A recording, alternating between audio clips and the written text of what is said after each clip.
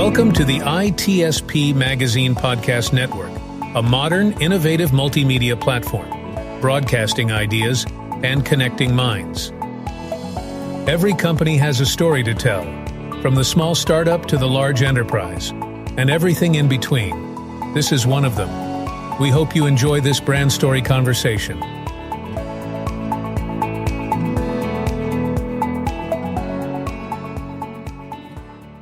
All right, here we are. You're very welcome to a new brand story here on ITSP Magazine, where we get to cover all kinds of cool topics and new findings and new launches here at, I'll say Black Hat, because we are Black Hat. And I'm thrilled to have Mark Lambert on from ArmorCode. Mark, thanks for joining me. Yeah, thank you very much. Pleasure. So it's always a good time, and it's a lot of stuff going on. Yeah. A lot of stuff going on. And I want to, maybe for folks who, the small number that aren't familiar with ArmorCode yet, maybe kind of the elevator pitch of what you do and who you do it for. Yeah. So we're in the application security and vulnerability management space, but we're not a scanner. There are literally hundreds of scanners out there, and more vendors entering the market every day. And that's the challenge that we focus on solving. So what we do is we connect into an organization's existing tool ecosystem, ingest that data into our platform, we normalize it for visibility, we prioritize it with contextual risk scoring, and then we enable organizations to automate their remediation workflows downstream. So the ArmorCode application security posture management platform provides all of these core capabilities across use cases such as application security, vulnerability management. Risk-based vulnerability management is a term that many organizations understand, and then also software supply chain as well. Okay. So how broad, vulnerability can be a broad topic as well. How broad does ArmorCode go with respect to that? Great question. So we actually ingest data from over 250 different source tools. That's everything from threat modeling all the way through the application security stack, which is obviously software composition analysis, static application security testing, DAST, penetration testing, all the way through cloud, container, infrastructure, traditional vulnerability managements like a Tenable or a Qualys, even all the way to endpoint.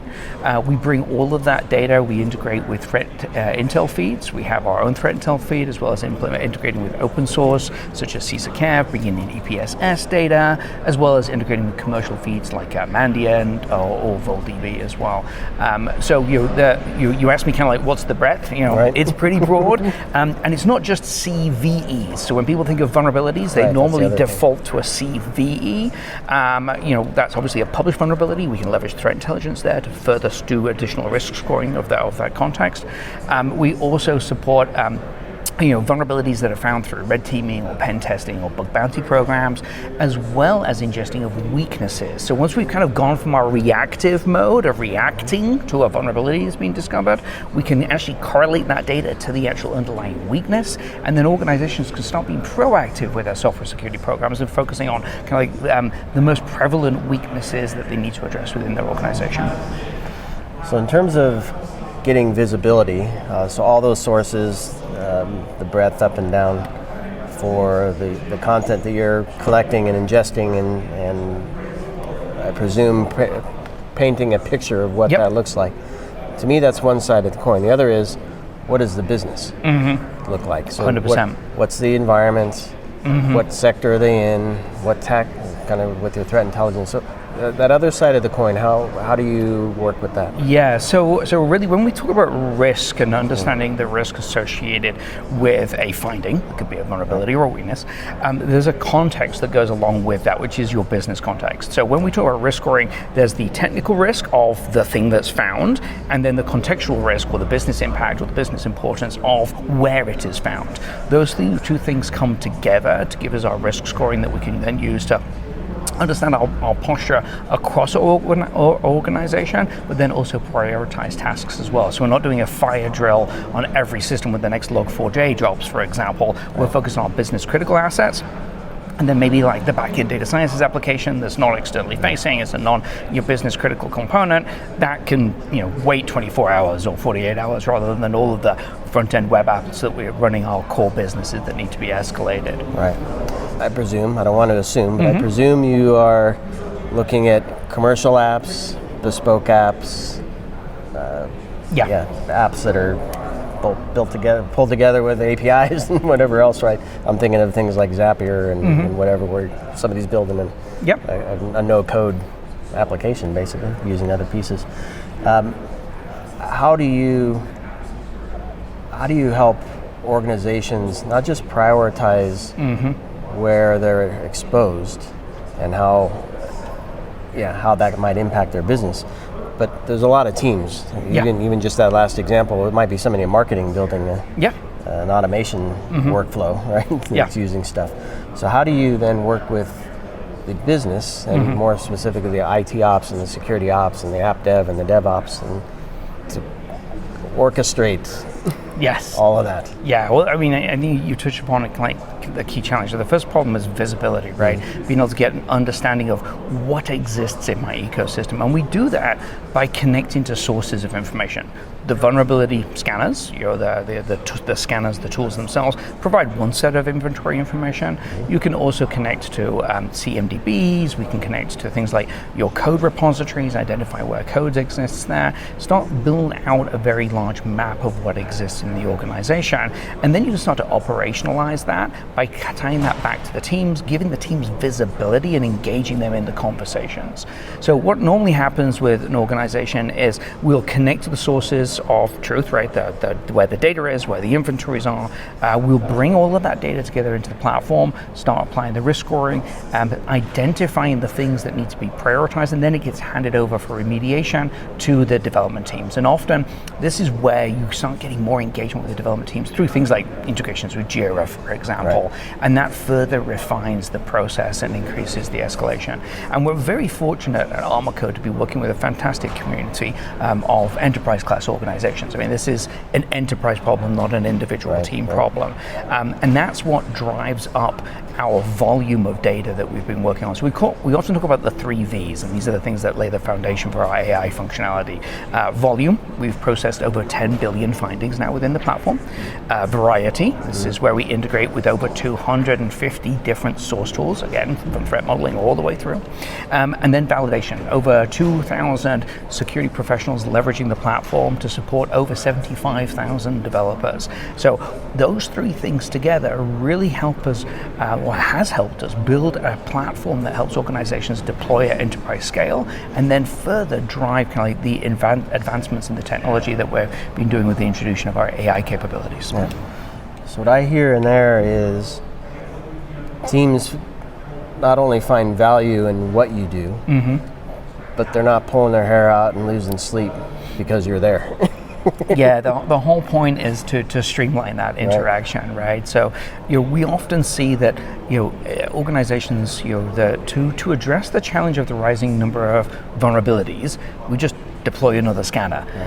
And then the trouble is that's just more data. And now it's more data in a siloed system. And it ultimately ends up with lots of contextual switching, lots of kind of like friction between the security team and development, and also actually inside of the security team with the application security and the vulnerability management, because you'll have to get on the same page. So if we're able to bring that together, streamline the interactions, optimize triaging workflows as well as the remediation workflows, then ultimately we're driving towards shorter SLAs, reducing MTTR, ensure mean time to remediation, making sure that our organizations are able to deliver in accordance with their internal mandates. So what are some of the outcomes? So I think anybody listening, and clearly you and I can see that if you have better visibility, better context, better connection to the business and the impact it might have, you can finely tune and run a program that's more efficient, more effective, and hopefully broader coverage as well. The other side of that, though, is the benefit to the team, the benefit to the program, benefit to the business. Any nuggets you can share on how customers kind of speak to the value that they get beyond just a mean time to detect and respond? Yeah, I mean, that usually is one of the biggest key areas, right? Yeah. So, it's not just the mean time to response, though. It's also kind of like there's insecurity. We have this zero tolerance, right? It's like, hey, we have to fix everything.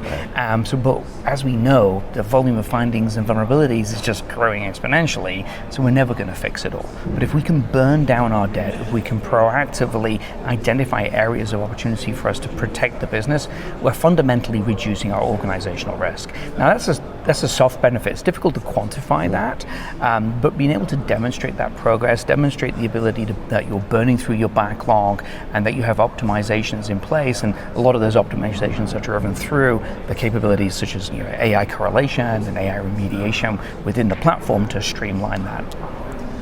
So this is a question I ask often, but only when I feel that the conversation lends itself well to it, and I think this one does. I have a personal belief, based on experience of stuff that I've done over decades, that security with the right information and the right mindset can actually change the business to reduce the impact the business has on security, if that makes sense. The example might be, we have these 5 systems that we're running. Yep. And they all, every month, they have 5 new patches, or 10 new patches, 100 new, whatever the number is. And we're just spending a ton of time over and over and over. If we could just change that system, or if it might be a workflow or a business process or an application or whatever, if we can change that, we're going to reduce the number of findings, reduce the exposure, reduce the time to response, because we're going to eliminate it, because we don't have this vulnerable application or system in place anymore. So your thoughts, well, do you believe that that's possible? and if so, have you experienced anything with customers that might lead to that scenario? So I think it is, I think it's a goal.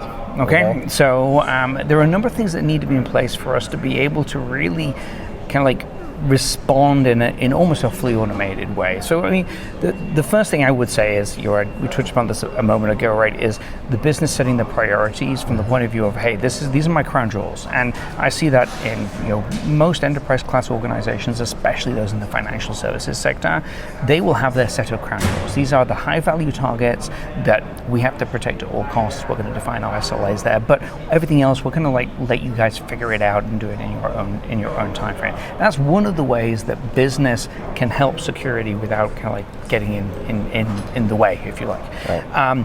One of the things ultimately that a lot of people talk to me about is, can you do fully automated remediation? So can I just let the machine self-heal itself? And there's a really, the short answer to that question is yes, if you had a fully functional validation, which nobody has. But what you can do is you can optimize the process to the point where the human's involved. So, one of the things, for example, is like automated, injection of, fixes to code, which are application security centric. Not something we do at ArmorCode, but something that our partners do, like a mob security, for example. However, that code still needs to be reviewed by a human being. But if you can get it ultimately to the end, that review time is less. Okay. Maybe this is probably more connected to some of the stuff that you've recently released in your platform. So maybe you could highlight some of that work now. Sure. So I touched upon the 3 V's, right? Volume, variety, and validation. And that, we're very fortunate at ArmorCode. We've been working with some amazing enterprise class organizations, which has really kind of like set us up to have a great community. We're identifying real uses of AI that can be used to remove those bottlenecks in the process. So actually at RSA this year, we released our AI correlation, which gives us the ability to correlate findings across tools using data fusion. We've done cross-tool correlation in the industry for decades. Basically take an attribute, find the same attribute across the different tools. The problem, though, is if you're trying to cross a different scan type, so again, the variety, it's very difficult to correlate something like a DAST finding with a SAST finding. So, dynamic testing and static testing. It's difficult to correlate runtime container with the underlying software composition analysis data. What AI has done is it's unlocked the ability for us to understand the context of a finding and start to do classification and labeling so that we can actually start to bridge that information together. Right. So that's what we released at RSA. What we're releasing here at Black Hat is our AI remediation at a level above the individual scanner, really helping organizations with a strategy for how to address not just this issue, but the other issues that are related to them as well. So, a lot of times we talk about automated remediation. It's very tactical. It's, hey, give me the line of code that updates this thing. And we give some of that information, our remediation guidance as well, but we're going beyond that to say, how can I prevent the impact of something similar to this in the future? So what's my priority 2, 3, and 4 strategies, rather than just update a library? So it's a little bit kind of like reducing the risk of the playing whack-a-mole with the next Log4j or what have you. Yeah, and I suspect if somebody or multiple really smart people sat down, they might be able to do that. Mm-hmm. Yeah. But it would take a heck of a long time. And resources are constrained. The findings are piling up. So leveraging technology to do that is great. How involved does a human get, both on your side and customer side in this new world? Well, what's really interesting is that when AI first came on the scene on the most recent wave that we're having, everybody's like, well, okay, GPT is going to take my job, right? Well, it's not. Anybody that's used it knows that it's a tool, and it's a tool that's going to make you more effective. It's also a tool that can elevate members of the team that maybe aren't as skilled, and really, the way I view the capabilities we've introduced inside of ArmorCode, it really is like a security assistant or a virtual security champion, elevating and identifying kind of like, hey, this finding is correlated with these other ones. Rather than you having to sift through all the data, it's giving you kind of like the needles in the haystack rather than the whole haystack. The remediation is like, rather than having to do Google searches or building, going through trainings as to how to do a remediation strategy, it's right there in the platform, and it's generated based on an LLM that's contextually trained upon what these vulnerabilities and weaknesses are, and what the best practices are, and then that gives you a tool that ultimately, if you're an expert, reduces your time, and if you're not an expert but part of the team, you're able to start elevating. I love that term, virtual security champion. Yeah. That's really cool. Well, Mark, it's been a pleasure chatting with you. I don't know, is there anything else that we didn't touch on that you want to highlight? I think there was some findings as well. Yeah, I think that the one thing that I'll kind of like highlight is the adoption of the AI capabilities have been significant within the customer base. We actually have over 90% adoption of the correlation functionality. Over 6 models have now been deployed correlating different types of things. I think we're really at the point now with AI that we're beginning to see real world business benefits. We're kind of beyond the hype phase, at least I hope so, and we're getting into that phase where we're actually able to leverage it for meaningful outcomes. 90%, that's impressive. It's impressive. Well, Mark, thanks very much for taking this time and sharing this Code Armor story with us. Yeah. And best of luck to you at the show. If you're listening to this while you're at Black Hat, be sure to visit Mark and team down at the Code Armor booth. And if not, connect with Mark and team on LinkedIn. We'll of course include links to connect with them on LinkedIn and on their website. And I know you have some campaigns running as well, so we'll share all that stuff too. So thanks everybody. Thanks, Mark. Great. Thank you very much. Looking forward to the next time.